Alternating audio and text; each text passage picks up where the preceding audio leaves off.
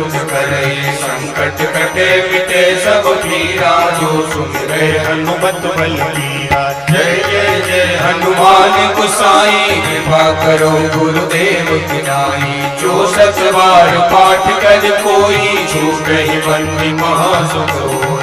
जो यह पढ़े हनुमान चालीसा, होय सिद्धि साखी गौरी सा। तुलसीदास सदा हरि चेरा, कीजे नाथ हृदय पवने।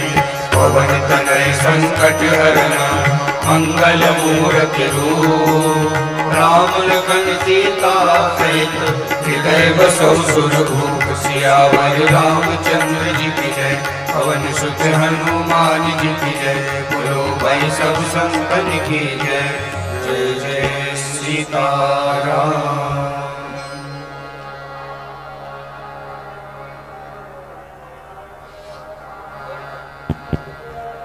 जय सिया राम। मंचस्थ अनंत श्री विभूषित श्रीमद जगत गुरु रामानुजाचार्य पूज्य स्वामी जी के श्री चरणों में सादर बंदन नमन। पूज्य स्वामी जी के श्रीमुख से हम सब लोग आज की ये पावन कथा को श्रवण करें। इससे पूर्व निवेदन करेंगे इस कथा के मनोरथी परिवार श्री राम प्रवेश तिवारी जी, श्रीमती गीता तिवारी जी आप मंच पर आकर के रामायण जी का पूजन अर्चन करें। श्री तिवारी जी।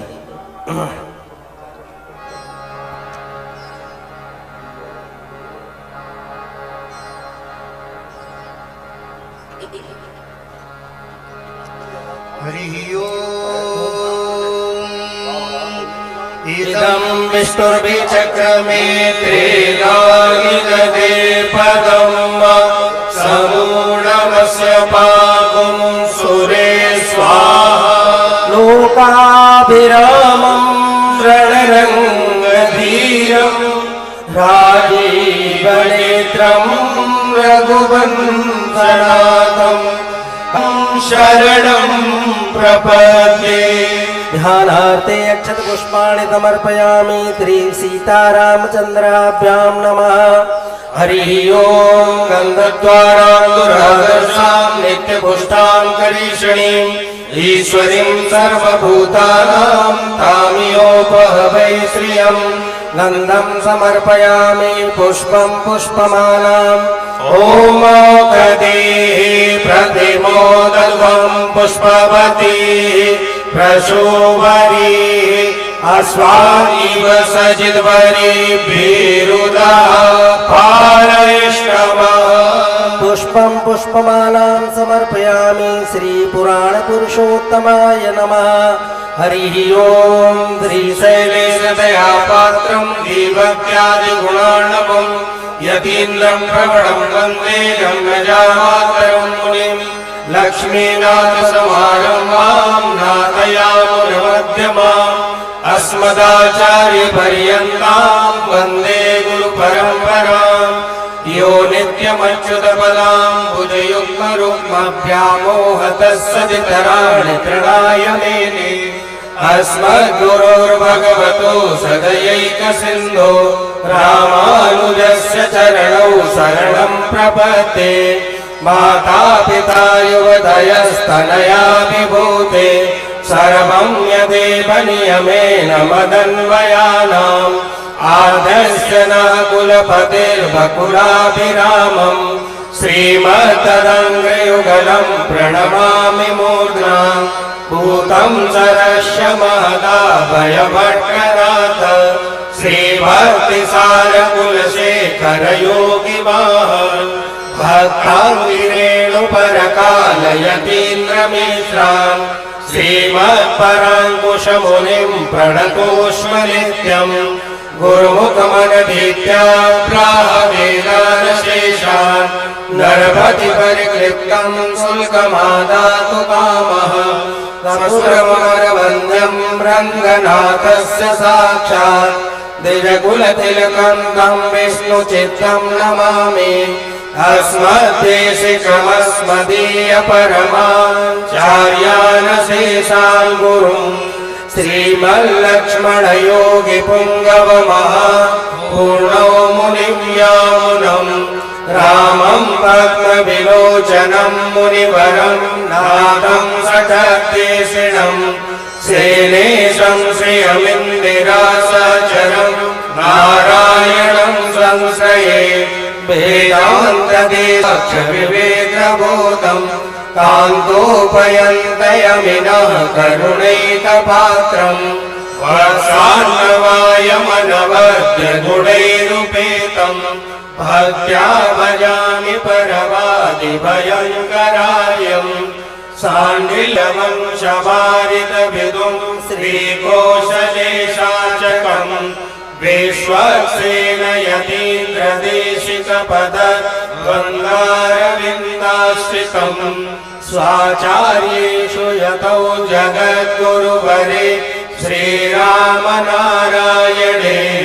नित्यं सर्गमतिं जगद्गुरुवरं श्रीवासुदेवं भजे श्रीमत्कश्यपगोत्रलब्धजनुषं गुणतं साक्षात्प्राणवपारगामि विदुषां मान्यं मनोज्ञश्रियं स्वाचार्ये च जगद्गुरौ बुधवरे श्रीवासुदेवे रतं वन्दे वन्दजगद्गुरुं मुनिवरं श्रीराघवार्यं गुरुं श्रीमते रम्यजामात्रमुनीन्द्राय महात्मने श्रीरङ्गवामङ्गलं गुणसिन्धवे वादभीतिकरार्याय नित्यश्री नित्यमङ्गलं जयत्यतिराज फणिराज अवतारमणे प्रबलपासन्नतमो अर्णभानो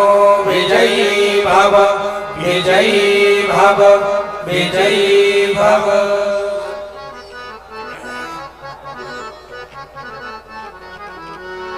जानकी वल्लभ लाल की सखियारती कीजे जानकी वल्लभ लाल की सखियारती कीजे सुंदर बदन विलोकी के नैनन फल लीजे सुंदर बदन विलोक के नैनन फल लीजे जानकी वल्लभ लाल की सखियारती कीजे जानकी वल्लभ लाल की सखियारती कीजे सुंदर बदन विलोकी के नैनन फल लीजे सुंदर बदन विलोक के नैनन फल लीजे सुंदर ललित कपोल नाम छुटी अलग विराजे सुंदर ललित कपोल ना छुटी अलग विराजे कंठा कंठ सुहावनो गज मुक्ताराजे कंठा कंठ सुहावनो गज मुक्ता राजे जानकी वल्लभ लाल की सखियारती कीजे जानकी वल्लभ लाल की सखियारती कीजे सुंदर बदन विलोकी के नैनन फल लीजे सुंदर बदन विलोक के नैनन फल लीजे पाग बनी जड़कारी की दुपटा दुतिकारी पाग बनी जड़कार की दुपटा दुतिकारी पटुका है पचिरंग की मणि जड़ित किनारी पटुका है पचिरंग की मणि जड़ित किनारी जानकी वल्लभ लाल की सखियारती की मुनेरी शोभा अति न्यारी सियजुग सोहे लाल चूनरी शोभा की न्यारी रस पे अली की स्वामिनी निर्भत छवि भारी रसिक अली की स्वामिनी निर्भत छवि भारी जानकी वल्लभ लाल की सखियारती कीजे जानकी वल्लभ लाल सखी आरती कीजिए। सुंदर बदन बिलोकी के नैनन भल लीजे। सुंदर वदन विलोक के नैनन फल लीजे। जानकी वल्लभ लाल की सखी आरती कीजिए। जानकी वल्लभ लाल की सखी आरती कीजिए। सखी आरती कीजिए। आरती कीजिए। सखी आरती कीजिए। आरार्तिक्यं समर्पयामि जलेन शीतलीकरणम् आरार्तिक्यग्रहणं पुष्पै देवाभिवन्दनम्।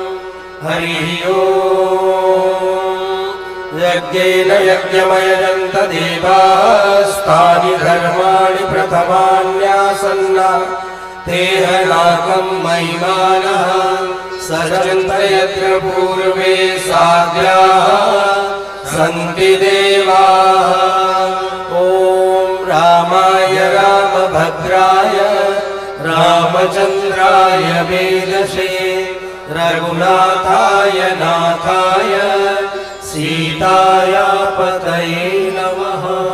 मन्त्रपुष्पाञ्जलिं समर्पयामि श्रीपुराणपुरुषोत्तमाय नमः। श्रीसीतारामचन्द्राभ्यां नमः। बोले श्री सीतारामचंद्र भगवान की जय। श्री अयोध्यानाथ भगवान की जय। श्री रामलला सरकार की जय। श्री वेणी माधव भगवान की जय। श्री तीर्थराज प्रयाग की जय। सत्य सनातन वैदिक धर्म की जय। अखंड भारत वर्ष की जय। श्री भाष्यकार रामानुज स्वामी जी महाराज की जय। श्रीमद जगत गुरु स्वामी जी महाराज की जय। जय जय सीताराम। जय सिया राम। भगवान की पावन कथा श्रवण करने आए समस्त श्रद्धालु भक्तों को सादर जय सिया राम। मंचस्थ अनंत श्री विभूषित श्रीमद जगत गुरु रामानुजाचार्य पूज्य स्वामी जी के श्री चरणों में सादर वंदन नमन। दिव्य श्री प्रयागराज के भगवती गंगा मैया की पावन गोद में विराजमान होकर के हम सब लोग प्रभु की पावन कथा को श्रवण कर रहे हैं। आज की भी ये पावन कथा हम सब लोग श्रवण करेंगे। इससे पूर्व हम निवेदन करेंगे डॉक्टर संजय उपाध्याय जी से कि आप मंच पर आए और पूज्य स्वामी जी को पुष्पहार भेंट कर आशीर्वाद प्राप्त करें। श्री संजय उपाध्याय जी, श्री योगेश्वराचार्य जी, आप कानपुर से पधारे हैं। आपसे भी निवेदन करूंगा कि आप भी मंच पर आएं और पूज्य स्वामी जी को पुष्पहार भेंट करें। साथ में श्री गणेश जी, श्री सत्येंद्र राय जी, आपसे भी निवेदन आप भी मंच पर आकर के पूज्य स्वामी जी को पुष्पहार भेंट कर आशीर्वाद प्राप्त करें। श्री राम सरोवर, श्री सुशीला मिश्रा जी, श्री सुशीला मिश्रा जी, आपसे भी निवेदन आप भी मंच पर आएं और पूज्य स्वामी जी को पुष्पहार भेंट कर आशीर्वाद प्राप्त करें। अनीता आयुषी पांडे जी, आप भी मंच पर आकर के पूज्य स्वामी जी से आशीर्वाद ग्रहण करें। श्री आशीष शर्मा जी जो जमुना पार से पधारे हैं, आशीष शर्मा जी आप भी मंच पर आकर के पूज्य स्वामी जी को पुष्पहार भेंट कर आशीर्वाद प्राप्त करें। श्री राकेश मिश्र जी, श्री राकेश मिश्र जी आप भी मंच पर आए और पूज्य स्वामी जी से आशीर्वाद ग्रहण करें। श्री सुषमा सिंह जी, आपसे भी निवेदन जो नोएडा से पधारी हैं, आप भी आकर के पूज्य स्वामी जी से आशीर्वाद ग्रहण करें।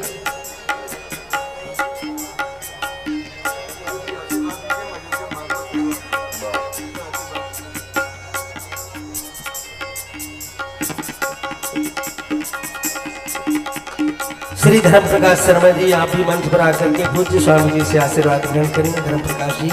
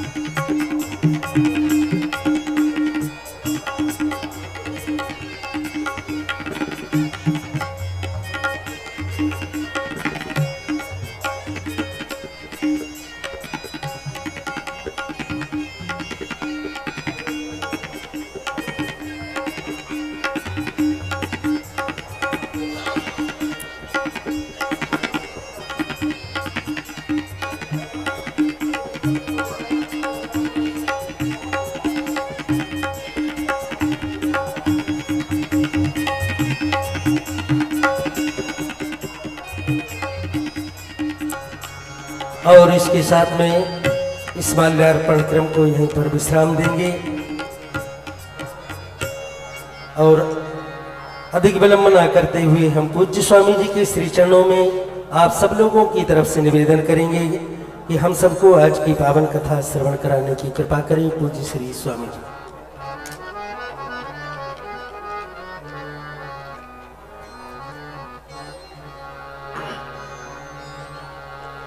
नारायण।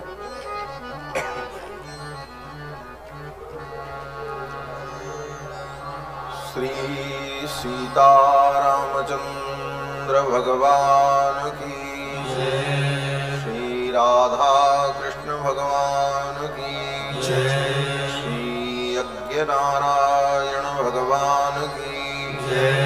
श्री वेणी माधव भगवान की जय। श्री तीर्थराज प्रयाग की जय। त्रिवेणी संगम की जय। श्री हनुमान जी महाराज की जय। सब संतन की जय। सब भक्तन की जय। सत्य सनातन धर्म की जय। श्री वाल्मीकि भगवान की जय। श्री वेदव्यास भगवान की जय। श्री गोस्वामी तुलसीदास जी महाराज की जय। श्री भाष्यकार रामानुज स्वामी जी महाराज की जय। जय जय सीताराम।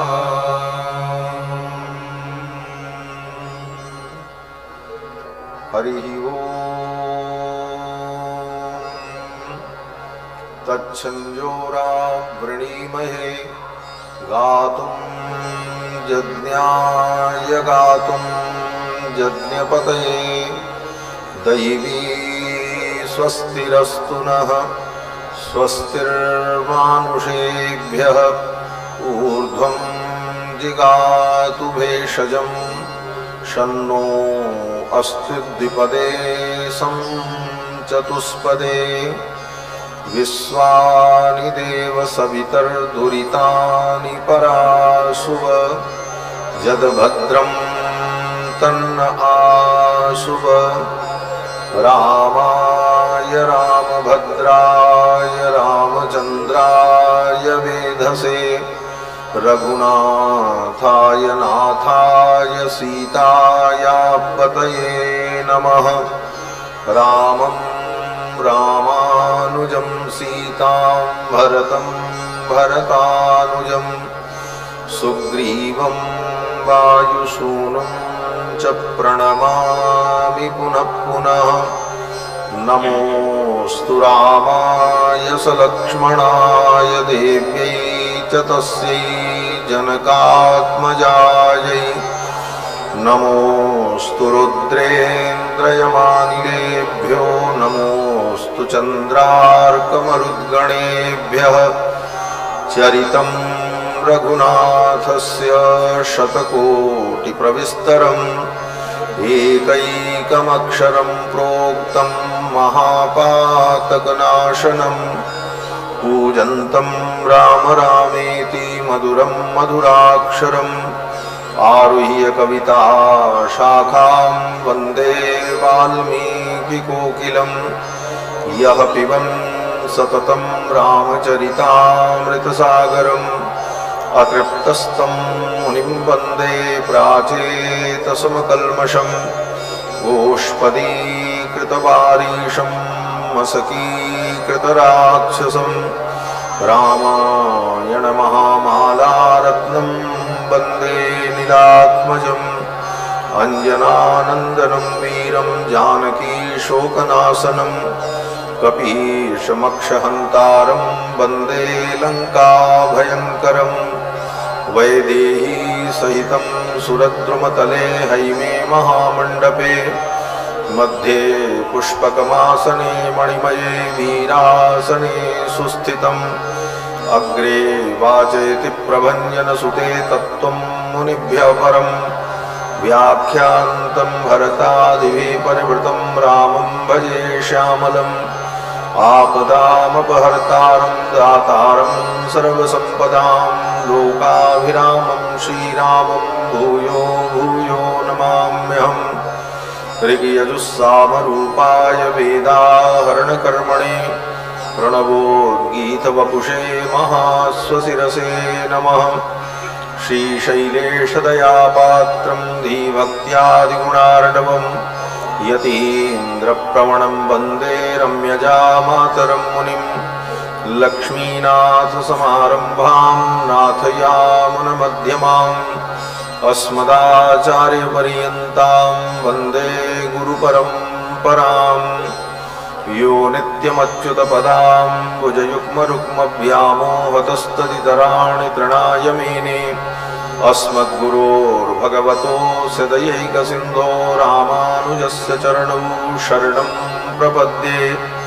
शाण्डिल्याह्वयवंशवारिदविदुं श्रीकोसलेशार्चकम् विश्वक्सेन यतीन्द्रदेशिकपदद्वन्द्वारविन्दाश्रितम् स्वाचार्ये सुयतौ जगद्गुरुवरे श्रीरामनारायणे नित्यं सक्तमतिं जगद्गुरुवरं श्रीवासुदेवं भजे अस्मद्गुरुभ्यो नमः अस्मत्परमगुरुभ्यो नमः अस्मत्सर्वगुरुभ्यो नमः श्रीमते रामानुजाय नमः श्रीपराङ्कुशपरकालयतिवरवरप्रतिवादिभीकरगुरुभ्यो नमः श्रीजानकीकान्तस्मरणं श्रीराधाकान्तस्मरणं सन्तपूर्वाचार्याः सहायाः सन्तपूर्वाचार्याः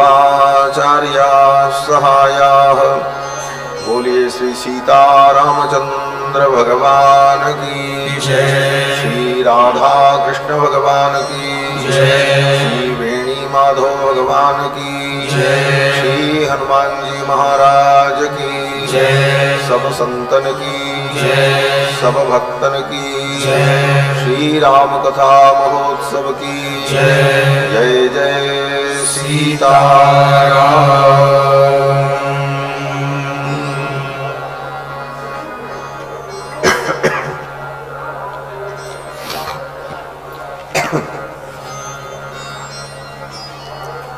भगवान मर्यादा पुरुषोत्तम प्रभु श्री राम की मंगलमयी कथा का हम सभी लोग श्रवण लाभ प्राप्त करें। उसके पूर्व भगवान के मंगलमय नाम का श्रद्धा भाव से संकीर्तन कर लें, पश्चात भगवान की पावन चर्चा श्रवण करेंगे। रघुपति राघव राजा राम पतित पावन सीताराम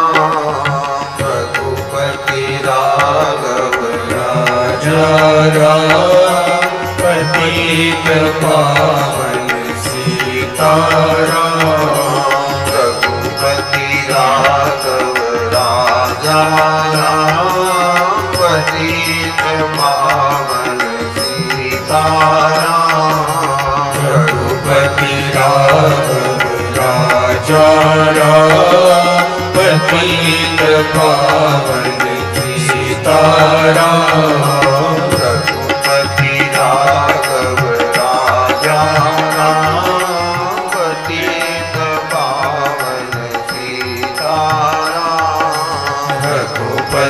राघव राजा राम पतित पावन सीताराम सीताराम सीताराम सीताराम जय सीताराम सीताराम सीताराम सीताराम जय सीताराम सीताराम सीताराम सीताराम जय सीताराम सीताराम सीताराम सीताराम जय सीताराम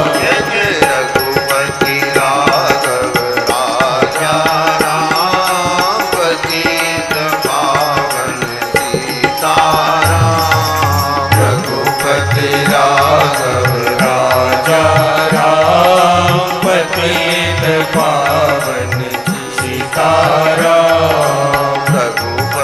राघव राजा राम पतित पावन सीताराम रघुपति राघव राजा राम पतित पावन सीताराम। जय रघुनंदन जय सिया राम जानकी वल्लभ सीताराम। जय रघुनंदन जय सिया राम जानकी वल्लभ सीताराम। जय रघुनंदन जय सिया राम जानकी वल्लभ सीताराम।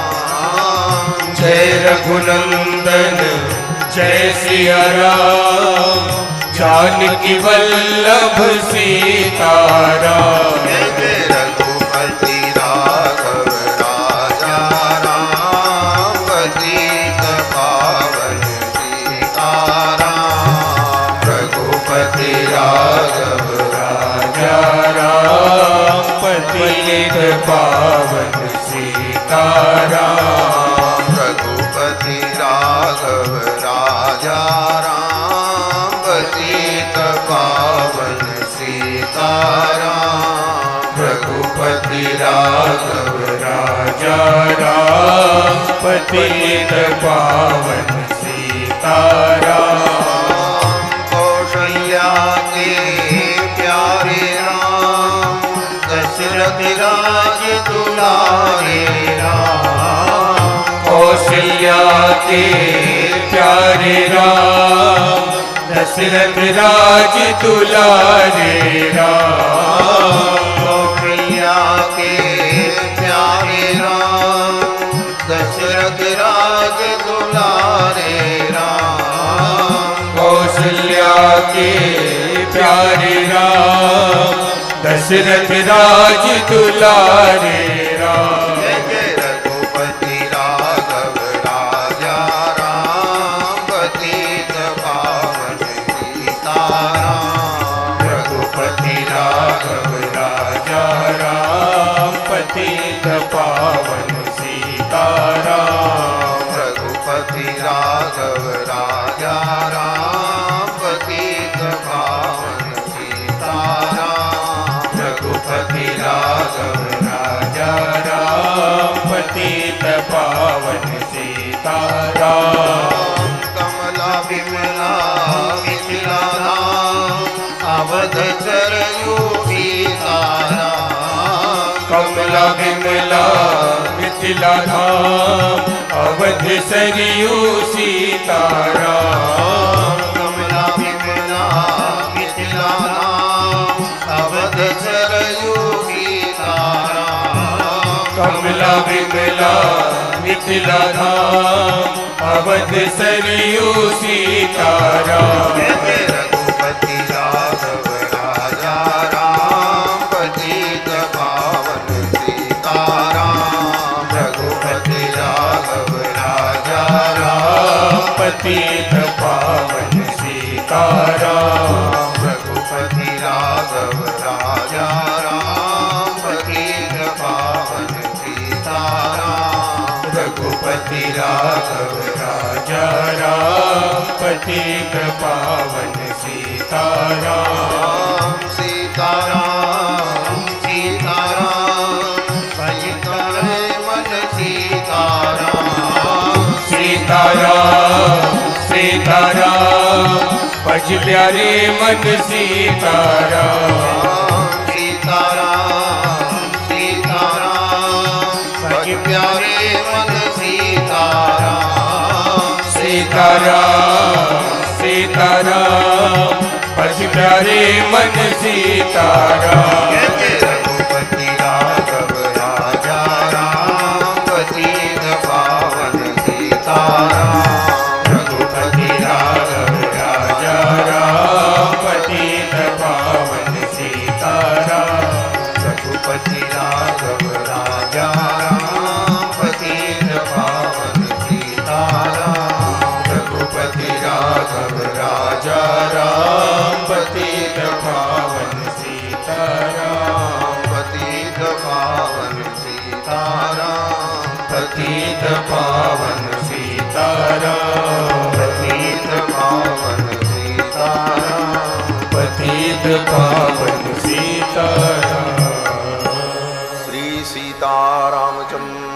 भगवान की जय। श्री हनुमान जी महाराज की जय। श्री वेणी माधव भगवान की जय। श्री वाल्मीकि भगवान की जय। श्री वेद व्यास भगवान की जय। श्री तुलसीदास जी महाराज की जय। श्री भाष्यकार रामानुज स्वामी जी महाराज की जय। जय जय सीताराम।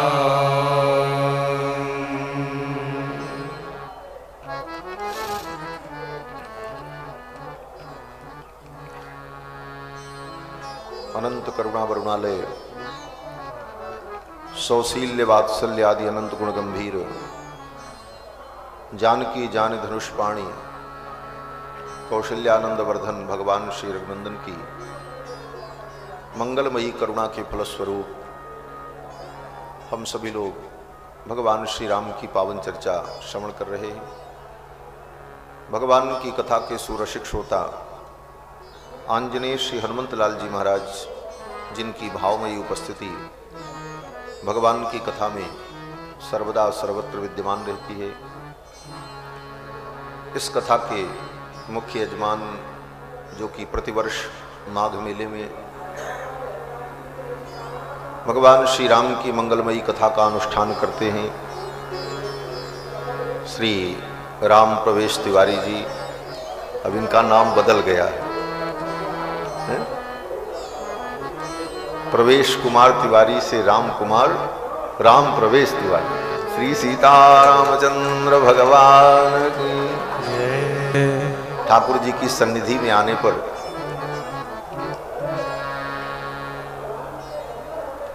भगवान की शरणागति में आने पर नाम और रूप दोनों बदल जाता है।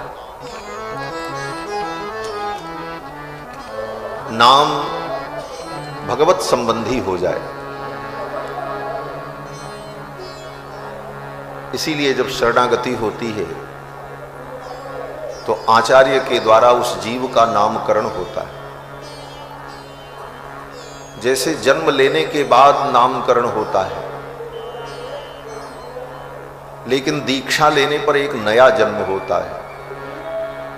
वैष्णव कुल में व्यक्ति का जन्म होता है, अब वो वैष्णव कुल का हो।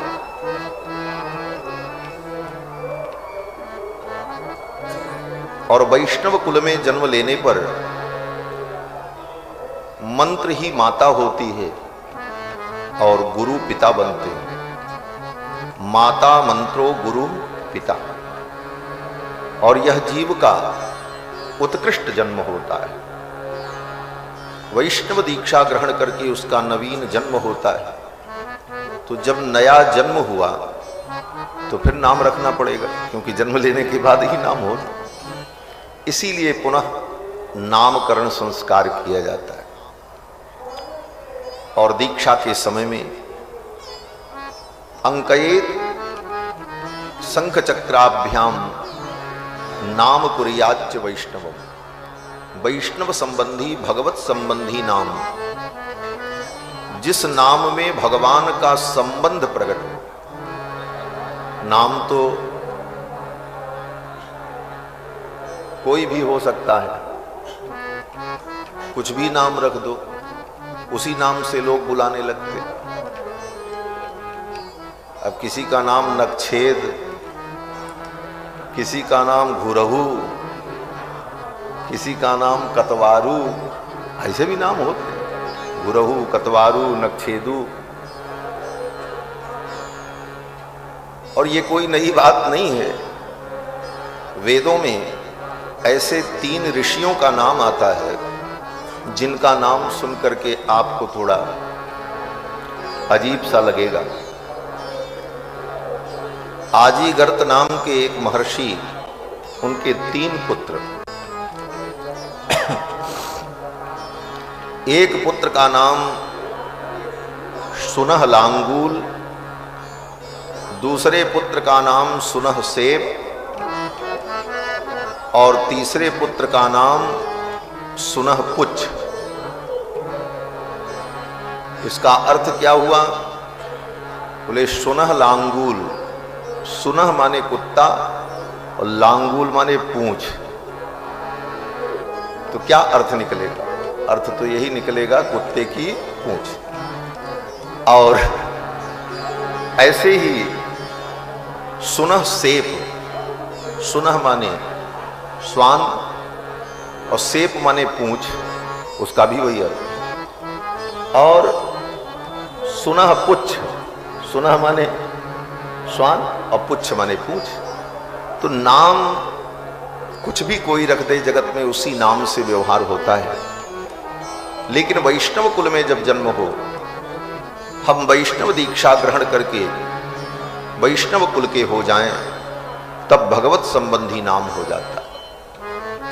इसीलिए वैष्णव भक्त ये अनुसंधान करता है कि अब न मैं ब्राह्मण हूं, न अब मैं क्षत्रिय हूं, न अब मैं वैश्य हूं, और न अब मैं शूद्र हूं, और न मैं ब्रह्मचारी हूं, न मैं गृहस्थ हूं, न वानप्रस्थी हूं, न सन्यासी हूं।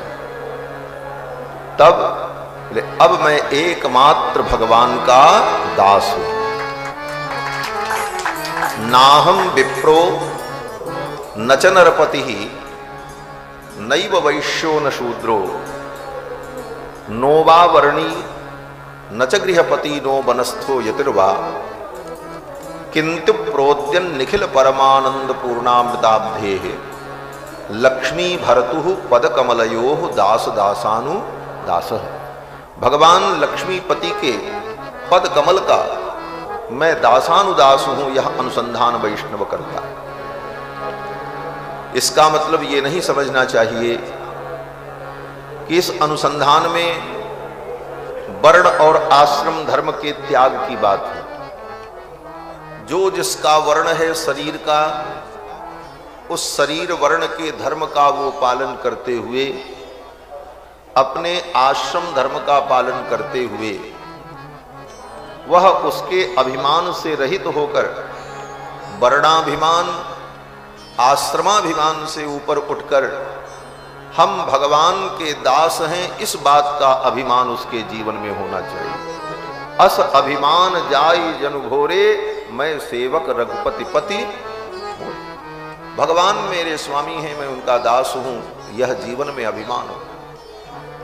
भगवान की मंगलमयी कथा सुनकर के इन्हीं विषयों का, भक्ति के सिद्धांत का, शरणागति के सिद्धांत का, तत्व सिद्धांत का अनुभव होता है। भगवान की कृपा और करुणा का अनुभव होता है। भगवान की कृपा क्या है? बोले इस संसार की जो ये सृष्टि बनी है, यह भी भगवान की करुणा है। हमारे रामानुज संप्रदाय में एक महान आचार्य हुए श्री वेदांत देशिकन। बहुत सारे ग्रंथों की रचना उनके द्वारा हुई। बड़े उद्भट विद्वान। आज से लगभग 760 वर्ष पूर्व उनका अवतार हुआ था।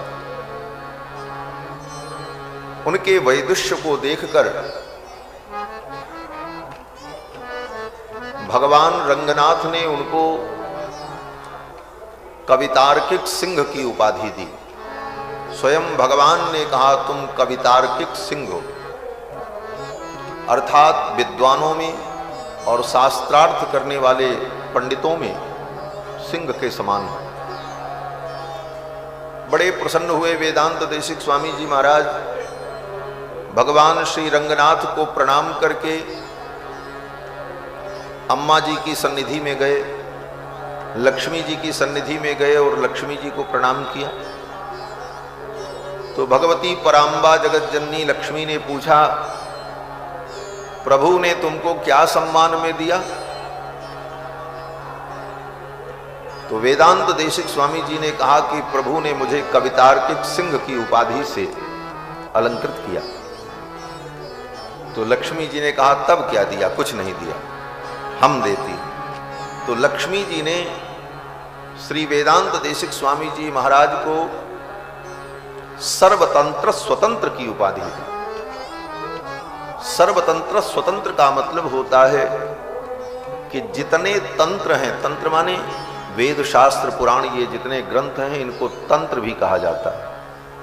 सर्वतंत्र स्वतंत्र जितने शास्त्र के सिद्धांत हैं और शास्त्र की विधियां हैं उन सब में परम स्वतंत्र हैं आप। यह उपाधि सर्वतंत्र स्वतंत्र की भगवती महालक्ष्मी ने श्री वेदांत देशिक स्वामी जी को दिया। उन्होंने अनेक ग्रंथ का निर्माण किया है। उनके अनेक ग्रंथों में एक ग्रंथ है दया शतकम, जिस ग्रंथ में भगवान की दया का वर्णन किया है 100 श्लोकों में, दया शतकम। उस ग्रंथ में वेदांत देशिक स्वामी जी महाराज कहते हैं, अचिद विशिष्टान प्रलये जंतून अवलोक्य जात निर्वेदः। प्रलय काल में ये सब जीव भगवान के अंदर रहते हैं। जैसे प्रलय होती है तो प्रलय होने पर ये सब जीव खत्म, सृष्टि ही खत्म हो जाती है। तो ये सब सृष्टि जाती कहां है? बोले अत्यंत सूक्ष्म जीव, और ये सृष्टि भी अत्यंत सूक्ष्म हो जाती है। जिस प्रकार से तत्व की उत्पत्ति है उसी प्रकार तत्व का लय होता है। ये जो इंद्रियां हैं, आंख नाक कान ज्ञानेंद्रिय और कर्मेंद्रिय, ये ज्ञानेंद्रियां सूक्ष्म तन्मात्राओं में विलीन हो जाती हैं। कर्मेंद्रियां पंच महाभूत में विलीन हो जाती हैं। फिर पंच महाभूत सूक्ष्म तन्मात्रा में विलीन होता है। फिर सूक्ष्म तन्मात्रा जो होती है वो महत तत्व में विलीन हो जाती है। फिर महत तत्व प्रकृति तत्व में विलीन हो जाता है, और फिर वह प्रकृति तत्व अत्यंत सूक्ष्म होकर के भगवान में विलीन हो जाता है। तो ये संपूर्ण प्रकृति जिस क्रम से विस्तार को प्राप्त होती है सृष्टि में, उसी क्रम से एक एक में लीन होते हुए अंत में अत्यंत सूक्ष्म रूप में भगवान में प्रविष्ट हो जाते हैं। और ये अनंत अनंत जीव भी अपने स्थूल शरीर को त्याग कर अत्यंत सूक्ष्म रूप से भगवान के अंदर प्रविष्ट हो जाते हैं। तो प्रलय काल में भी प्रकृति और जीव इन दोनों की सत्ता रहती है, लेकिन बहुत सूक्ष्म रूप से भगवान के अंदर विद्यमान रहती है। इसीलिए वेदों में कहा गया कि भगवान जब सृष्टि करते हैं तो सब कुछ अपने ही अंदर से उत्पन्न करते हैं। एको हम बहुश्याम, मैं एक हूं बहुत हो जाऊं। तो पहले वाली सृष्टि जो सूक्ष्म रूप से प्रकृति और जीव भगवान के अंदर प्रलय में विलीन हो गए, फिर वही निकल करके बाहर आ जाते हैं और फिर स्थूल रूप धारण करके ये जगत सृष्टि सब प्रपंच पैदा हो जाता है। तो ये संपूर्ण प्रपंच भगवान क्यों करते हैं, इसे क्यों प्रकट करते हैं? तो वेदांत देशिक स्वामी जी महाराज कहते हैं कि अचित विशिष्टान प्रलये जंतून अवलोक्य जात निर्वेदः। इन अनंत अनंत जीवों को और प्रकृति को अपने अंदर विलीन देखकर भगवान को दया आती है कि ये सब जीव पड़े हैं, एक बार इनको फिर अवसर दिया जाए, इन्हें साधन मिले, इंद्रियां मिलें और क्रिया शक्ति प्राप्त हो, फिर ये जीव अपना परम कल्याण कर सकें और इन्हें कर्म बंधन से मुक्ति की प्राप्ति हो। इस दया के परवश होकर भगवान करण करण कलेवरम रचते। ये करण कलेवर जो हमें आपको प्राप्त हुआ है, यह भगवान की दया का परिणाम। और इसके बाद फिर भगवान जीवों पर कृपा और करुणा करने के ही लिए धीमे नित्यम भवजल निधौ मज्जताम मानवानाम आलम्बार्थम वृषगिरिपते स्तन्नियोगात् प्रयुंक्ते वेदांत देशिक स्वामी जी कहते हैं, हे दया देवी, हे करुणा देवी, तुम कितनी महान हो, भगवान को इतना प्रेरित करती हो कि इन जीवों पर आप करुणा करो, और आपकी प्रेरणा से ही भगवान करुणा करके ये सब कुछ प्रपंच रचते हैं। और फिर रचने के बाद भीमे नित्यम भवजल निधौ मज्जताम मानवानाम, जब इस संसार में भयानक संसार के इस सागर में जीव जब डूबता और उतराता है, तो उसे देखकर भगवान को दया आती है। आलम्बार्थम वृषगिरपते स्तन्नियोगात प्रयुंक्ते, जैसे डूबने वाले व्यक्ति को देखकर बचाने वाले व्यक्ति को जब दया आती है तो वो क्या करता है, हाथ बढ़ाता है, हाथ बढ़ा करके पानी में डूबते हुए उस व्यक्ति को पकड़ करके निकालने का प्रयत्न करता है। उसी प्रकार संसार सागर में डूबते हुए प्राणी को देखकर उन्हें निकालने के लिए भगवान अपने हाथों को आगे बढ़ाते। भगवान का हाथ क्या है, तो कहते हैं शास्त्र पाणिम प्रयुंक्ते, ये चारों वेद ही भगवान की चार भुजाएं हैं। भगवान चतुर्भुज हैं। इन वेदों को भगवान प्रकट करते हैं, शास्त्रों को प्रकट करते हैं। प्रज्ञासारम प्रकृति महताम मूल भागेन जुष्टम शाखा भेदई ही सुभग मनगम। और ऐसे सुंदर शास्त्रों को शाश्वतम शास्त्र पाणिम, ये शास्त्र जो है ये भगवान का हाथ है। भगवान प्रत्यक्ष प्रकट होकर अपने हाथों से पकड़कर किसी जीव को डूबने से नहीं बचाते, अपितु उन्होंने वेद शास्त्र रूपी अपनी भुजाओं को फैला रखा है। और भगवान कहते हैं इन शास्त्रों का अवलंब ले लो और तुम संसार सागर में डूबने से बच जाओ। तो यह जो शास्त्र है, वेद पुराण रामायण गीता भागवत आदि धर्म ग्रंथ, यही भगवान का हाथ है। इन्हीं हाथों के माध्यम से भगवान जीवों का उद्धार करते हैं। आज तक जितने प्राणियों का इस जगत में कल्याण उद्धार हुआ, शास्त्र के द्वारा ही होता है। इसलिए शास्त्रों की निष्ठा हमारे हृदय में दृढ़ हो, यह बहुत आवश्यक है। कैसी निष्ठा? बोले इतनी दृढ़ निष्ठा हो कि कुछ देर के लिए चमकता हुआ सूर्य झूठा हो सकता है, चमकता हुआ चंद्रमा मिथ्या हो सकता है, लेकिन शास्त्र की वाणी कभी असत्य नहीं हो सकती। ये दृढ़ विश्वास। मां के अंदर उतनी करुणा नहीं है, पिता के अंदर उतनी करुणा नहीं है जितनी करुणा शास्त्रों में भरी है। शास्त्र हमारी करुणा के लिए है, हमारे ऊपर कृपा करने के लिए शास्त्र हैं। क्योंकि माता पिता की करुणा में भी कहीं न कहीं स्वार्थ होता है। माता को भी माता बच्चे पर करुणा करती है, पालती है, पोसती है, लेकिन उसका भी कुछ न कुछ स्वार्थ रहता है कि मेरा बेटा है, मेरे लिए कुछ करेगा, उससे कुछ आशाएं होती हैं। पिता भी अपने पुत्र के प्रति करुणा करता है, लेकिन उस करुणा में भी उसका कोई सूक्ष्म स्वार्थ निहित होता है। लेकिन ये श्रुति रूपी माता, वेद रूपी माता, उसके हृदय में कोई स्वार्थ नहीं। ये वेद शास्त्र निस्वार्थ भाव से जीव पर करुणा करते हैं, उनका अपना कोई स्वार्थ नहीं है, हमारे कल्याण के लिए हमारा मार्गदर्शन करते हैं। ऐसे वेद रामायण के रूप में अवतरित हुए। वेद वेदते परे कुंस जाते दशरथात्मजे वेद प्राचेद सादासीत साक्षात रामायणात्मा। चारों वेद ही रामायण के रूप में प्रकट हुए और प्रचेता महर्षि के पुत्र प्राचेतस वाल्मीकि के द्वारा 24,000 श्लोकों में निबद्ध यह दिव्य ग्रंथ साक्षात भगवत स्वरूप ग्रंथ है। ये रामायण ही राम जी का स्वरूप है।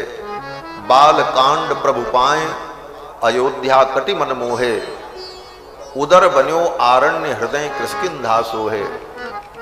इस प्रकार से ये सातों कांड भगवान के अंग अंग में प्रतिष्ठित हैं। आदि अंत लो देखियत श्रीमन्नारायण राम तनु। आदि अंत लो देखियत श्री रामायण राम तनु। बालकांड प्रभु पाए अयोध्या कटि मन मोहे। बालकांड प्रभु पाए अयोध्या कटि मन मोहे। उदर बन्यो आरण्य हृदय किष्किंधा सोहे। उदर बन्यो आरण्य हृदय किष्किंधा सोहे। सुंदर ग्रीव मुखार बिंद लंका कहि गायो। सुंदर भीम मुखार बिंद लंका कहि गायो। जहाँ दशानन आदि निशाचर सकल समायो। जहाँ दशानन आदि निशाचर सकल समायो। मस्तक उत्तर कांड बनी यह विधि तुलसीदास मने। मस्तक उत्तर कांड तुझी यह विधि तुलसीदास बना। आदि अंत लो देखियत श्री रामायण राम तनु। आदि अंत लो देखियत श्री रामायण राम तनु। श्री रामायण राम तनु। श्री रामायण राम तनु। ये रामायण राम जी का ही स्वरूप है। अयोध्या बाल कांड भगवान का चरणारविंद है।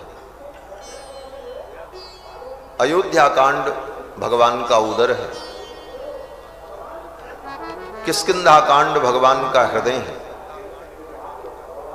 और अरण्य कांड भगवान का हृदय है। इस प्रकार से ये संपूर्ण कांड, सुंदर कांड भगवान की ग्रीवा है। लंका कांड भगवान का मुखारविंद है और उत्तर कांड भगवान का मस्तक। इस प्रकार से रामायण भगवान का स्वरूप है। इस रामायण का एक एक अक्षर एकैकम अक्षरम प्रोक्तम महापातक नाशनम।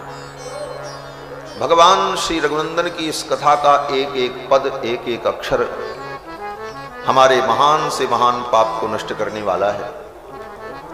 कल की कथा में आप सभी लोगों ने श्रवण किया कि श्री विश्वामित्र जी महाराज के साथ भगवान श्री राम और कुमार लक्ष्मण मिथिला में पहुंचे और मिथिला में पहुंचकर अहिल्या का भगवान ने उद्धार किया। श्री जनक जी महाराज ने जब भगवान श्री रघुनंदन को देखा तो जो ज्ञान मार्ग की निष्ठा उनकी वह अनुराग में डूब गई। जनक जी महाराज ज्ञान मार्ग के पथिक, जनक जी जैसा ज्ञानी दुर्लभ है।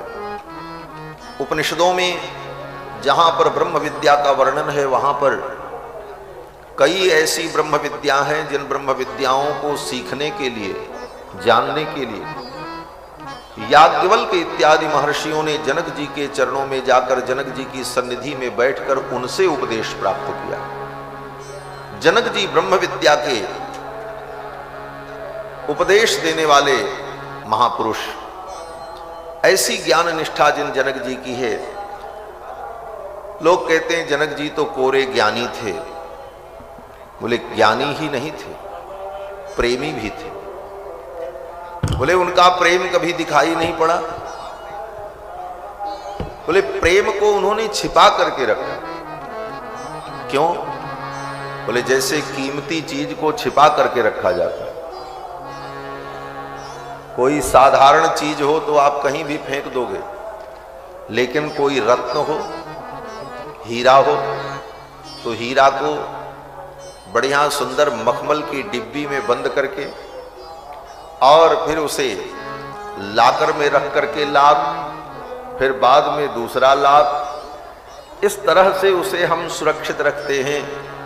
उसी प्रकार प्रेम रूपी रत्न को राम जी के चरणों में जो जनक जी का प्रेम है, उस प्रेम रूपी रत्न को जनक जी ने जोग और भोग रूपी संपुट में छिपा करके रखा। जनक जी का योग तो दिखता है, राजा हैं, राजसी ठाट बाट से रहते हैं, ये भोग भी दिखता है, लेकिन उनके हृदय में जो राम जी के प्रति प्रेम है, वह प्रेम अत्यंत गोपनीय है। वो कहां छिपा है? बोले जोग और भोग रूपी संपुट के अंदर राम प्रेम रूपी रत्न को बंद करके श्री जनक जी महाराज ने रखा है, किसी को दिखाया नहीं। और कहते भी हैं प्रेम दिखाने की वस्तु नहीं है, वो तो अनुभव करने की वस्तु है। इसीलिए जनक जी का प्रेम दिखा नहीं, जोग भोग मह राख्यो होई। जोग और भोग रूपी संपुट में जैसे रत्न को हम किसी डिब्बी में रखते हैं तो एक नीचे का पार्ट होता है, एक ऊपर का पार्ट, दोनों बंद करो तब डिबिया बंद होती। तो जोग और भोग रूपी संपुट में जनक जी ने अपने हृदय के प्रेम को, भक्ति को छुपा करके रखा, कभी किसी को दिखाया नहीं, कभी प्रकट नहीं किया। लेकिन कब प्रकट किया? बोले जब राम जी मिले तब प्रकट किया। अपने हृदय के प्रेम को, भक्ति को सबके सामने मत प्रकट करो, लेकिन जिसकी भक्ति कर रहे हो उसके सामने होने पर वह प्रेम प्रकट होना चाहिए, वहां तो उसे प्रकट होना चाहिए। वहां भी न प्रकट हो तब फिर उस प्रेम का कोई मतलब नहीं रह जाएगा। इसीलिए जनक जी महाराज ने राम जी को जब देखा तब उनका प्रेम प्रकट हुआ। जोग भोग महाराज केहू कोई, जोग भोग महाराज केहू कोई, राम बिलोकत प्रगट सोई, राम बिलोकत प्रगट सोई, राम बिलोकत प्रगट सोई, राम बिलोकत प्रगट सोई। भोग महाराज केहू कोई, जोग भोग महाराज केहू कोई, जोग भोग महाराज। राम जी को देखा, जनक जी ने पूछा गुरुदेव ये कौन है? विश्वामित्र जी ने संपूर्ण परिचय दिया। जनक जी ने पूछा ये इतनी दूर पैदल चल करके कैसे आए हैं आपके साथ? इनकी कोमलता को देखकर, इनकी सुकुमारता को देखकर ये नहीं लगता कि ये यहां तक पैदल चल करके आ सकते हैं। कथम पदभ्याम इह प्राप्तौ किमर्थम कस्य वा मुनि। जनक जी कहते हैं कथम पदभ्याम इह प्राप्तौ, अपने इन कोमल चरणों से चलकर ये यहां तक कैसे आए, मुझे तो इस बात का आश्चर्य होता। और अगर इन्होंने इतना श्रम किया पैदल चल करके यहां आने का, कष्ट उठाया, तो इसका कोई महान प्रयोजन होगा। किमर्थम कस्य वा मुने, किस लिए और किसके लिए इतनी दूर ये चल करके आए, मैं ये जानना चाहता हूं। विश्वामित्र जी मुस्कुराने लगे, मानो विश्वामित्र जी मुस्कुरा करके उत्तर देना चाहते हैं, जनक राज ये तुम्हारे लिए इतनी दूर पैदल चल करके आए, और किस लिए आए? किमर्थम, तो मानो विश्वामित्र जी कहना चाहते हैं तुम्हारी बेटी सीता का पाणी ग्रहण करने के लिए, तुम्हारे इस मनोरथ को पूर्ण करने के लिए, तुम्हारे धनुष यज्ञ को पूर्ण करने के लिए चल करके यहां तक आए। किमर्थम कस्य वा मुनि। फिर तो विश्वामित्र जी के वचन को सुनकर जनक जी बड़े प्रसन्न हुए। उसी समय सतानंद जी वहां पर उपस्थित थे। जनक जी के कुल पुरोहित, जब उनको पता चला कि ये दशरथ नंदन राम हैं, तो शतानंद जी ने कहा, मुनिवर आपने इनको हमारी मां से मिलाया कि नहीं मिलाया? ये शतानंद जी महाराज अहिल्या के पुत्र हैं, जनक जी के कुल पुरोहित हैं। शतानंद जी ने कहा, इन्हीं के द्वारा तो मेरी मां का उद्धार होना था, मेरी मां का कल्याण इन्हीं के द्वारा होना था। अपिते मुनि शार्दूल मम माता यशस्वनी। शतानंद जी ने कहा, हे मुनिवर, मेरी मां दीर्घ काल से प्रतीक्षा कर रही है। दर्शिता राजपुत्राय तपो दीर्घ मुपागता। दीर्घ काल से जिन रघुनंदन की प्रतीक्षा कर रही हैं, क्या इन रघुनंदन को आपने मेरी मां से मिलाया? फिर तो विश्वामित्र जी ने सारी कथा सुनाई। हे मुनिवर, इनके दर्शन मात्र से अहिल्या उत्तम गति को प्राप्त हो गई और अपने पति के लोक को चली गई पति लोक आनंद भरी। यह सुनकर शतानंद जी बड़े प्रसन्न हुए और शतानंद जी ने सोचा, अब मैं किसका गुणगान करूं? राम जी का गुणगान करूं कि विश्वामित्र जी का गुणगान करूं? अगर राम जी का मैं गुणगान करूं तो विश्वामित्र जी सोचेंगे, लेकर के तो राम जी को हम आए थे, हम अगर राम जी को लेकर के ना आते तो तुम्हारी मां का उद्धार कहां होता? और अगर विश्वामित्र जी का गुणगान करें तो कहीं राम जी ये मन में न सोचें कि उद्धार तो हमने किया और हमारी कोई चर्चा ही नहीं। तो शतानंद जी महाराज ने विचार किया, गुरु की महिमा में ही शिष्य की महिमा होती है, गुरु की महिमा में ही शिष्य की महिमा समाहित रहती है। इसलिए गुरुदेव की महिमा में ही राम जी की महिमा हो जाएगी। और शतानंद जी ने विश्वामित्र की महिमा का वर्णन किया। शतानंद जी ने भगवान श्री राम से कहा, राम, ये तुम्हारे गुरुदेव बड़े महान हैं, इन्होंने अपना राज्य छोड़कर, संसार के भोग को छोड़कर कठिन तप किया, भारतवर्ष की चारों दिशाओं में तप किया और तपस्या के द्वारा इन्होंने ब्रह्मर्षि पद को प्राप्त किया। यहां तक कि दूसरी सृष्टि करने का सामर्थ्य विश्वामित्र जी को प्राप्त हो गया। विश्वामित्र जी ने जब त्रिशंकु को स्वर्ग भेजने के लिए यज्ञ किया, देवताओं ने त्रिशंकु को स्वर्ग से धकेल दिया, बोले स्वर्ग में नहीं आ सकते।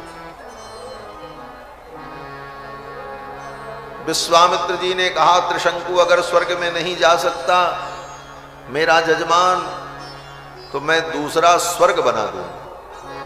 तुम देवता अपना स्वर्ग अपने पास रखो, हम दूसरा स्वर्ग बनाएंगे। बोले दूसरा स्वर्ग बना लोगे, दूसरे देवता कहां से लाओगे? विश्वामित्र जी ने कहा, तपबल विप्र सदा बरियारा, विप्र की तपस्या ही उसका बल होता है, मैं अपने तपोबल से दूसरे देवता बना दूंगा। वो विश्वामित्र जी महाराज। विश्वामित्र जी ने कहा, अन्यमिंद्रम करिष्यामि, मैं दूसरा इंद्र बना दूंगा, दूसरे इंद्र को प्रकट करूंगा, दूसरे ब्रह्मा होंगे, हमारी सृष्टि ही अलग हो। और विश्वामित्र जी ने दूसरी सृष्टि बनानी प्रारंभ कर दी। ऐसे तपोमूर्ति विश्वामित्र जी महाराज।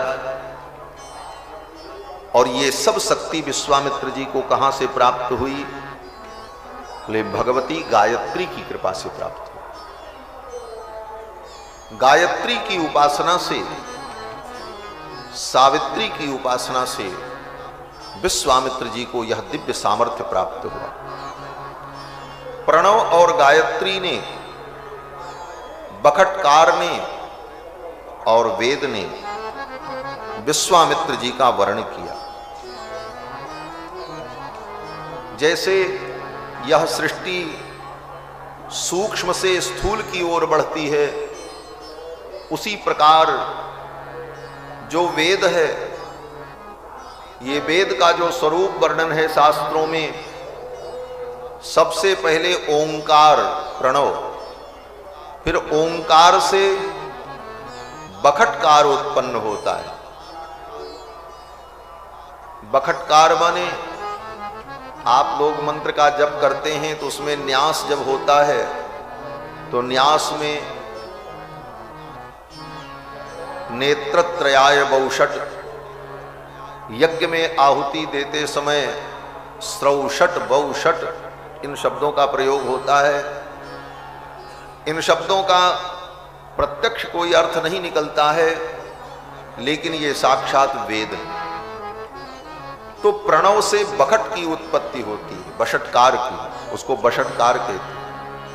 फिर बशटकार से व्याहृतियां उत्पन्न होती हैं, भू भुवः स्वः मः जन तप सत्य, ये व्याहृतियां उत्पन्न होती हैं। फिर उन व्याहृतियों के द्वारा गायत्री का प्रादुर्भाव होता है, फिर गायत्री के द्वारा चारों वेदों का प्रादुर्भाव होता है। यह इसका क्रम, और यह सब ओंकार, बखटकार, गायत्री और वेद ने विश्वामित्र जी का वर्ण किया। और विश्वामित्र जी महाराज ऐसे परम तपस्वी जो गायत्री मंत्र के दृष्टा ऋषि के रूप में प्रतिष्ठित हुए। गायत्री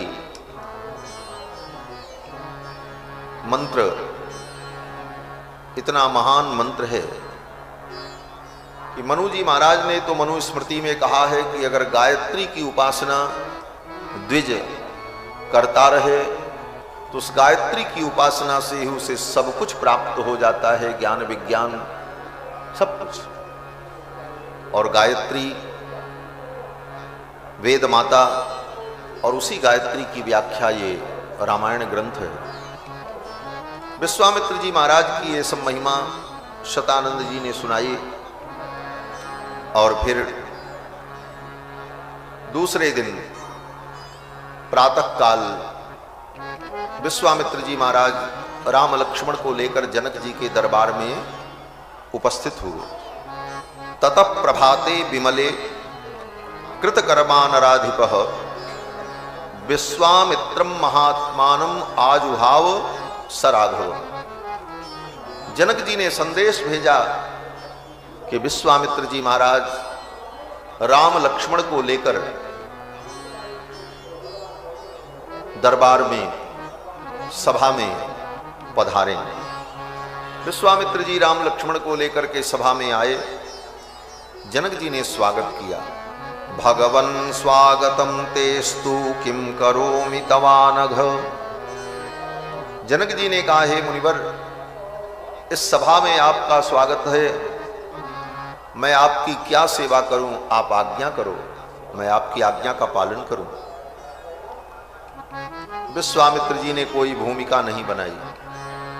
विश्वामित्र जी ने कहा, राजन, अगर मेरी सेवा करना चाहते हो, मेरी आज्ञा का पालन करना चाहते हो, तो एक काम करो, तुम्हारे यहां वो जो पवित्र माहेश्वर धनुष है, वो धनुष हमारे राम जी को दिखा दो।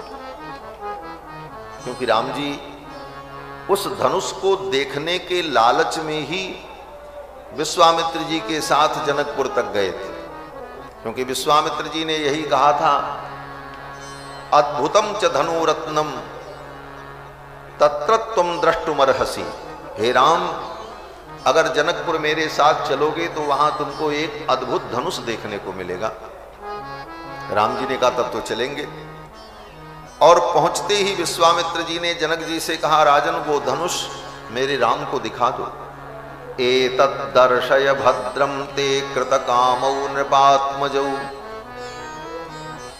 हे राजन, भद्रम ते, तुम्हारा कल्याण हो, वो धनुष राम लक्ष्मण को दिखा दीजिए।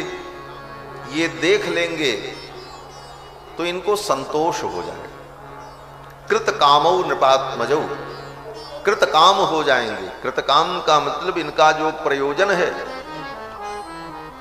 वह प्रयोजन पूर्ण हो जाए।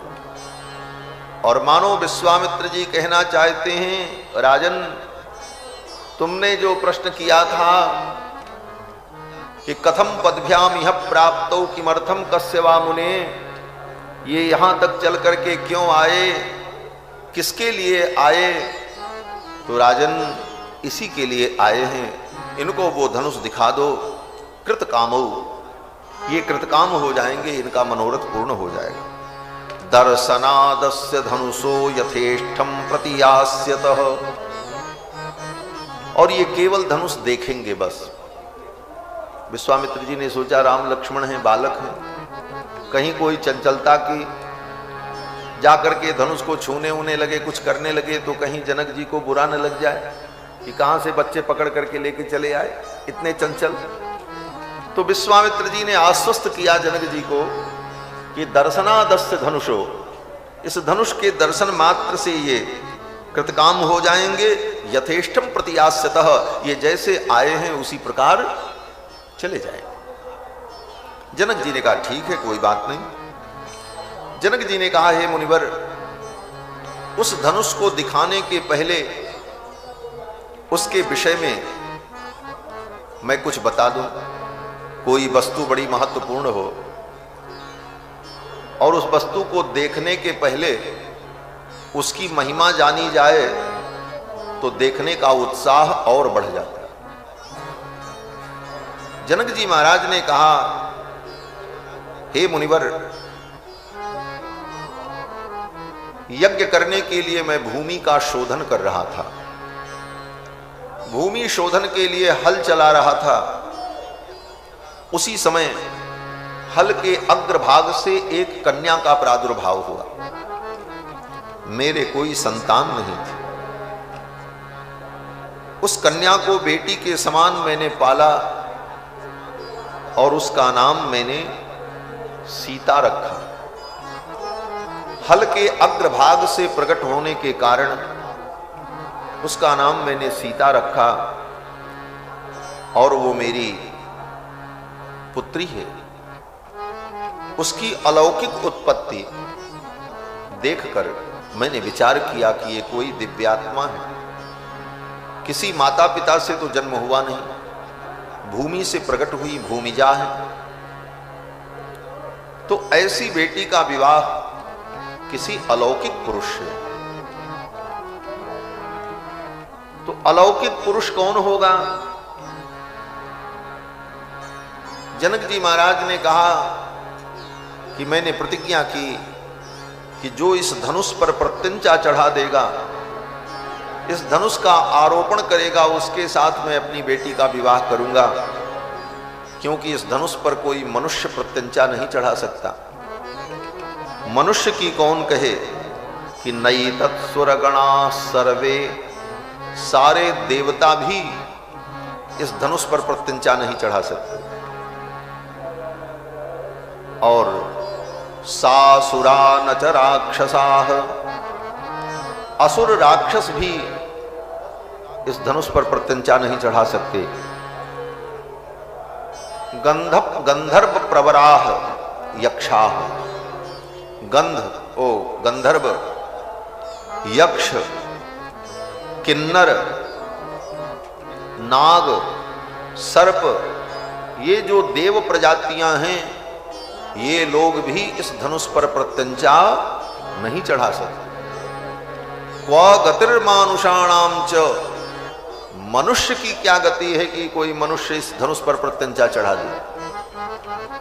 तो मैंने विचार किया कि जो इस धनुष पर प्रत्यंचा चढ़ाएगा उसका मतलब वो कोई अलौकिक पुरुष हो, वो मनुष्य नहीं होगा, वो गंधर्व नहीं होगा, वो नाग किन्नर नहीं होगा, वह दिव्य पुरुष होगा, परम पुरुष होगा। इसलिए मैंने प्रतिज्ञा की कि जो इस धनुष पर प्रत्यंचा चढ़ाएगा उसी के साथ मैं अपनी बेटी का विवाह करूंगा। ये मैंने मानक रखा, ये प्रतियोगिता रखी मानो। जनक जी कहते हैं ये सुनकर बड़े बड़े राजा आए, उठाने का प्रयत्न किया लेकिन कोई सफल नहीं। गोस्वामी जी ने तो इस प्रसंग को बड़े विस्तार से वर्णन किया। सब राजा जाते उठाने के लिए, परिकर बांध उठे अकुलाई, लेकिन बड़े बड़े वीर भी उस धनुष को तिल भर न हिला सकते। यहां तक साहित्य श्रृंगार की दृष्टि से गोस्वामी पाद ने वर्णन किया कि हजारों राजा मिलकर के उस धनुष को उठाने लगे। बोले 1000 राजा मिलकर के धनुष उठाएंगे और प्रत्यंचा चढ़ा देंगे तो फिर विवाह किसके साथ सीता का होगा? 1000 के साथ तो नहीं होगा। गोस्वामी जी कहते हैं भूप सहस 10 एक ही बारा, भूप सहस 10 एक ही बारा, लगे उठावन करहि नटारा, लगे उठावन करहि नटारा, लगे उठावन करहि नटारा। 10,000 भूप भी उठाने में समर्थ नहीं। फिर उन सभी राजाओं ने मिलकर योजना बनाई, जनक के ऊपर आक्रमण कर दो और सीता को छुड़ा लो।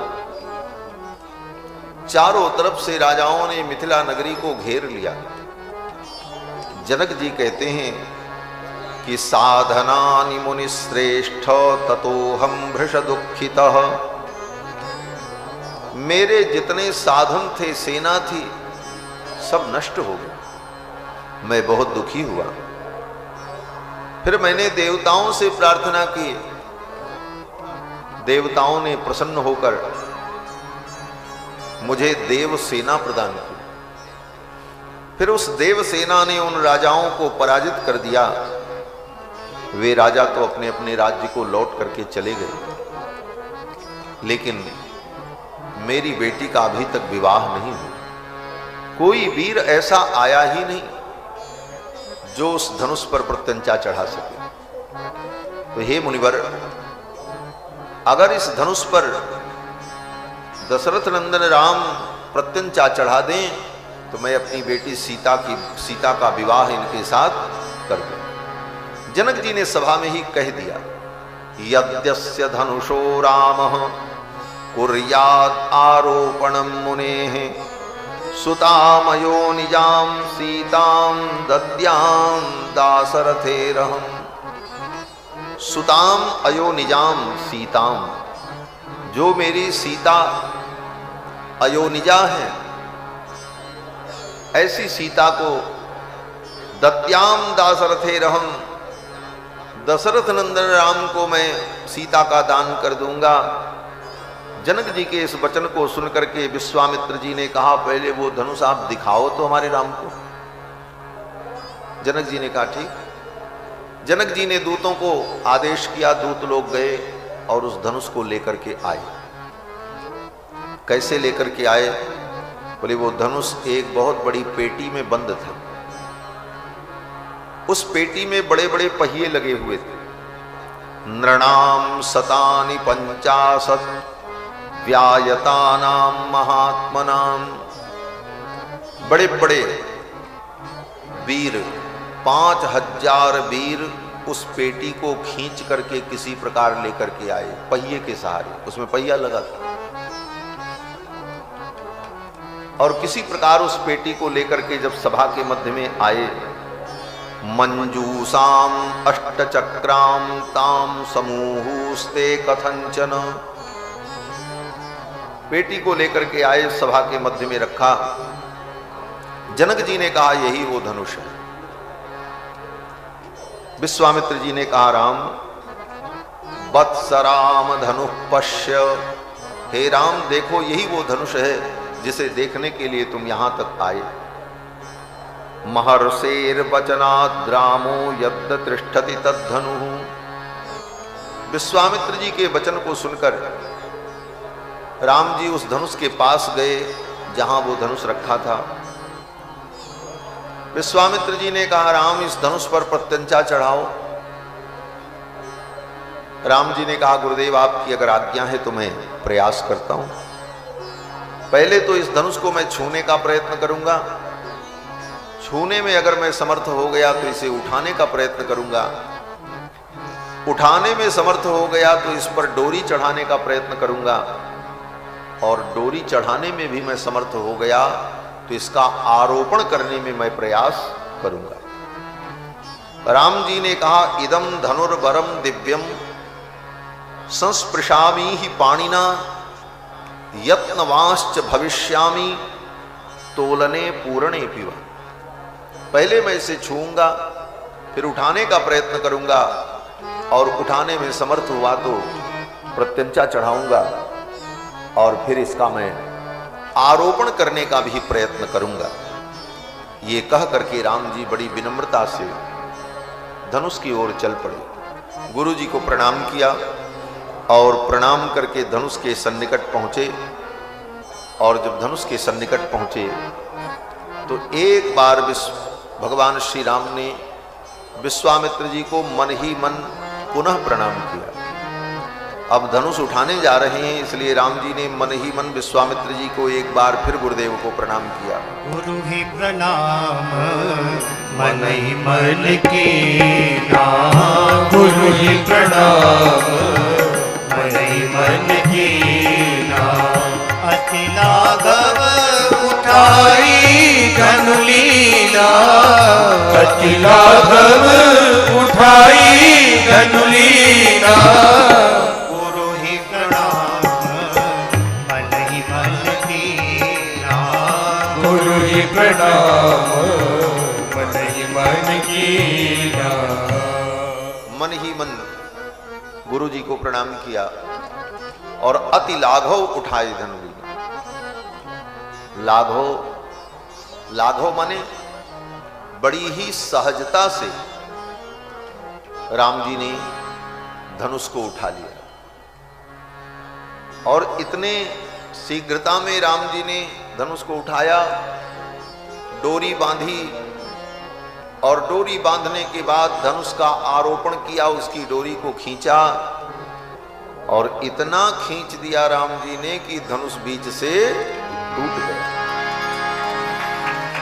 लेकिन कोई देख नहीं पाया, ये सब इतनी शीघ्रता में हुआ, इसी का नाम लाघव है। अति लाघव उठाई धनु लीना, और फिर लेत चढ़ावत खैंचत गाढ़े, काहू न लखा रहे सब। सब लोग देख रहे थे, लेकिन किसी ने ये देखा ही नहीं कि कब राम जी ने धनुष को उठाया, डोरी चढ़ाई और खींचा, धनुष बीच से टूट गया। लेत चढ़ावत खेचत गाड़े, लेत चढ़ावत खेचत गाड़े। देख सब ठाणे, काहू न लखा देख सब ठाणे। छन राम मार्ग धनु तोरा, छन राम मार्ग धनु तोरा। भरे भुवन धुनि घोर कठोरा, भरे भुवन धुनि घोर कठोर। भरे भुवन घोर कठोर। रब रवि बाजी तजी मार्ग चले, चीकर कजरोल मई कोल गुरुम कल मल। सूर्य सूर मुनि कर कान दीने, सकल विकल विचारी। खंड राम तुलसी, जयति बचन उचार रहा, जयति बचन उचार रहा, जयति बचन उचार। कब राम जी ने धनुष को उठाया और कब खींचा और तोड़ दिया, किसी को पता ही नहीं चला। जब धनुष टूटा तो ऐसी ध्वनि हुई, पूरा ब्रह्मांड कांप गया। डिगत उर्वी अति गुर्वी सर्व फब्बय समुद्र सर्व। समुद्रों में तूफान आ गया महाराज। दिग्गयंद लर खरत परत दसकंद मुख भर। दसों दिशाओं को संभालने वाले जो दिग्गज हैं, दिग्गज का मतलब जो बहुत बड़े वीर होते हैं, लोग कहते हैं महाराज ये बड़े दिग्गज हैं। दिग्गज कौन? बोले दशों दिशाओं को रोकने वाले, संभालने वाले जो गज हैं। शास्त्रों में वर्णन है कि 10 बड़े विशाल काय हाथी हैं गजराज, जिन्होंने अपने मत्थे से टेक करके दसों दिशाओं को पकड़ करके रखा है, तब ये ब्रह्मांड टिका है, नहीं बिखर जाए। उनको कहते हैं दिग्गज, जो दिशाओं को धारण करते हैं, इसलिए उनको दिग्गज कहा जाता है। इतने दिग्गज हैं महाराज, एक एक दिशा पर मोर्चा लिए खड़े हैं। वो दिग्गज जो ब्रह्मांड को थामे हुए थे, वो लड़खड़ा गए जब धनुष टूटा, ऐसी ध्वनि हुई। गोस्वामी जी महाराज कहते हैं, डिगत उर्वि अति गुर्वि सर्व फब्बय समुद्र सर, दिग्गयंद लरखरत परत दसकंद मुक्क भर। वो दिग्गज भी लड़खड़ा गए। और रावण, बोले रावण लंका में बैठा था, जब सारा ब्रह्मांड हिला तो लंका भी हिली, जब लंका हिली तो रावण का महल भी हिला, सभा भी हिली, सिंहासन भी हिला। परिणाम बोले रावण अपने सिंहासन से नीचे गिर पड़ा और सिंहासन उसके ऊपर। और कैसे गिरा? बोले मुख के बल गिरा। मानो राम जी धनुष तोड़ करके रावण को यहीं से चेतावनी दे रहे हैं, संभल जाओ, नहीं तो अब तुम्हारा विनाश होने वाला है। डिगत उर्वि अति गुर्वि सर्व फब्बय समुद्र सर, दिग्गयंद लर खरत परत दसकंध मुख भर, सुर विमान हिम भानु भानु संघटत परस्पर। अंतरिक्ष में देवताओं के विमान आपस में टकरा गए, सूर्य चंद्रमा एक दूसरे से टकराने की स्थिति में आ गए। ये सब तो हुआ, लेकिन मिथिला में, बोले मिथिला में तो सब लोग जय जयकार करने लगे। जब धनुष टूटा तो सब ने कहा वाह वाह वाह वाह, राम जी ने तो धनुष तोड़ दिया। अब चारों तरफ से जय जयकार होने लगी और सब लोग यही कहने लगे, तोड़ दिया तोड़ दिया तोड़ दिया रे रघुबर ने धनुहिया तोड़ दिया रे। तोड़ दिया तोड़ दिया तोड़ दिया रे रघुबर ने धनुहिया तोड़ दिया रे। तोड़ दिया तोड़ दिया तोड़ दिया रे रघुबर ने धनुहिया तोड़ दिया रे। हाँ तोड़ दिया तोड़ दिया तोड़ दिया रे रघुबर ने धनुहिया तोड़ दिया रे। तोड़ दिया तोड़ दिया तोड़ दिया रे रघुबर ने धनुहिया तोड़ दिया रे। देश देश के राजा सब आए, देश देश के राजा सब आए, देश देश के राजा सब आए, देश देश के राजा सब आए। उन सब के मान को मरोड़ दिया रे रघुबर ने धनुहिया तोड़ दिया रे। उन सब के मान को मरोड़ दिया रे रघुबर ने धनुहिया तोड़ दिया रे। हाँ तोड़ दिया तोड़ दिया तोड़ दिया रे रघुबर ने धनुहिया तोड़ दिया रे।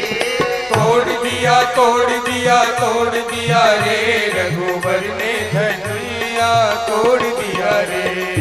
एक से एक अभिमानी राजा, एक से एक अभिमानी राजा, एक से एक अभिमानी राजा, एक से एक अभिमानी राजा। उन्हों की मूछ को मरोड़ दिया रे रघुबर ने धनुहिया तोड़ दिया रे। उन्हों की मूछ को मरोड़ दिया रे रघु